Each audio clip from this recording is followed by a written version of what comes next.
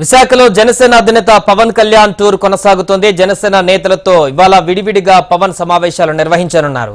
ఎన్నికల కార్యాచరణపైన ముఖ్య నేతలతో పవన్ భేటీ కానున్నారు. గెలిచే అవకాశం ఉన్న స్థానాలపైన నేతలతో పవన్ కళ్యాణ్ చర్చించనున్నారు. దీనికి సంబంధించిన పూర్తి వివరాలు మా ప్రతినిధి అనురాధ లైవ్ లో మరిన్ని వివరాలు అందిస్తారు. అనురాధ, నేడు పవన్ కళ్యాణ్ భేటీకి సంబంధించిన అప్డేట్స్ ఏంటి? ప్రస్తుతం విశాఖపట్నంలో రెండవ రోజు కూడా పవన్ కళ్యాణ్ పర్యటన కొనసాగుతుంది. అయితే పవన్ కళ్యాణ్ ఒక హోటల్లో మొత్తం ఎవరైతే విజయనగరం విశాఖపట్నం నుంచి వచ్చిన ముఖ్య నేతలు ఉన్నారో వాళ్ళందరితోని కూడా ముఖాముఖి మాట్లాడుతున్నారు. ముఖ్యంగా సీట్ల సర్దుబాటు విషయంతో పాటు ఎన్నికల వ్యూహాలని కూడా చర్చిస్తూ ఉన్నారు. అయితే నిన్న కూడా కొంతమందితో మాట్లాడారు.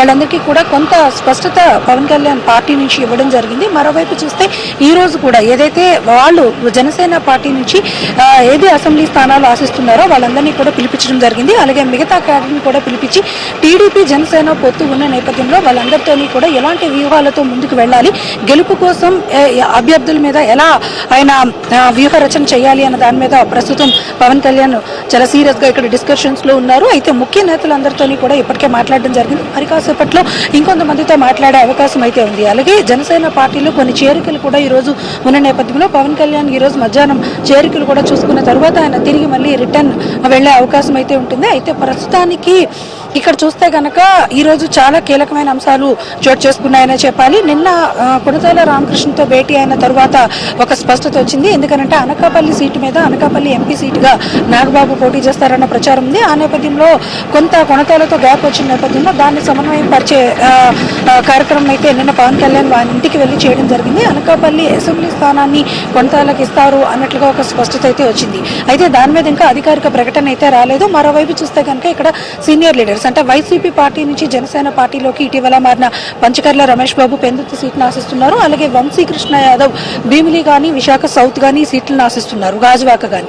ఈ ప్రాంతాల్లో ఒకవేళ వాళ్ళకి ఇస్తే ఇప్పటిదాకా అక్కడ పనిచేసిన జనసేన నేతల్ని ఎలా సమన్వయపరచాలి, ఒకవేళ టీడీపీ అభ్యర్థులు ఉంటే కనుక వాళ్ళు బలమైన అభ్యర్థులు ఉంటే వాళ్ళతో ఎలా కోఆర్డినేట్ చేసుకోవాలి అన్న దాని మీద కూడా కొంత డిస్కషన్స్ అయితే నడుస్తున్నాయి. అలాగే ప్రత్యర్థులు ఎవరైతే వైసీపీ పార్టీ నుంచి అభ్యర్థులు ఉంటున్నారో వీళ్ళు ఆశించిన స్థానాల్లో ఆ అభ్యర్థుల్ని ఎదుర్కోవాలని అంటే ఎలాంటి వ్యూహ రచనలు చేయాలి అన్న దాని మీద కూడా ఇక్కడున్న ముఖ్య నేతలందరితో కూడా డిస్కషన్స్ చేస్తూ ఉన్నారు. మరి కాసేపట్లో ఈ భేటీ ముగిసే అవకాశం ఉంది. తదుపరి ఏదైనా ఒక స్పష్టత ఉత్తరాంధ్ర రాజకీయాల మీద వచ్చే అవకాశం కూడా కనిపిస్తుంది. మరి ఇక్కడి నుంచి గోదావరి ఉభయ గోదావరి జిల్లాల నేతలతో కూడా ఆయన మాట్లాడతారు. ఆ తదుపరి ఒక స్పష్టమైన ప్రకటన రాజకీయంగా చేసే అవకాశం ఉంటుంది. మొత్తానికి పవన్ కళ్యాణ్ ఆకస్మికంగా విశాఖపట్నం వచ్చినప్పటికీ కూడా 2 రోజుల పర్యటనని ఖరారు చేసుకుని ఇక్కడున్న నేతలందరితో కూడా ఆయన భేటీ అయ్యి ముఖాముఖి మాట్లాడుతున్న నేపథ్యంలో చాలా కీలకమైన అంశంగా ఇది చెప్పొచ్చు.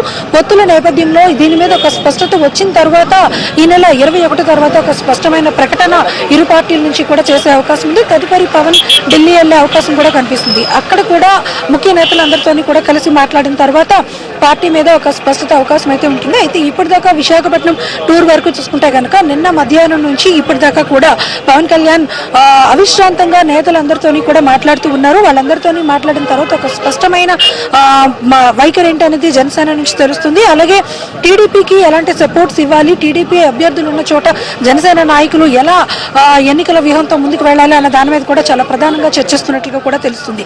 మొత్తానికి చూసుకుంటే కనుక మరి కాసేపట్లో నేతలందరితో కూడా ఆయన భేటీ ముగిసిన తర్వాత పవన్ కళ్యాణ్ నేరుగా ఏదైనా ప్రకటన చేస్తారా లేదా ఈ కీలకమైన అంశాలని మరి టీడీపీ నేతలతో కలిసి కూర్చొని చర్చించిన తర్వాత ఒక ప్రకటన చేస్తారా అనేది చాలా ఆసక్తికరంగా మారింది. చాలా ఉత్కంఠంగా ఈ భేటీని మాత్రం విశాఖపట్నంలో అందరూ కూడా అన్ని రాజకీయ పార్టీలు కూడా గమనిస్తున్న పరిస్థితి మనం చూస్తూ ఉన్నాం. రైట్.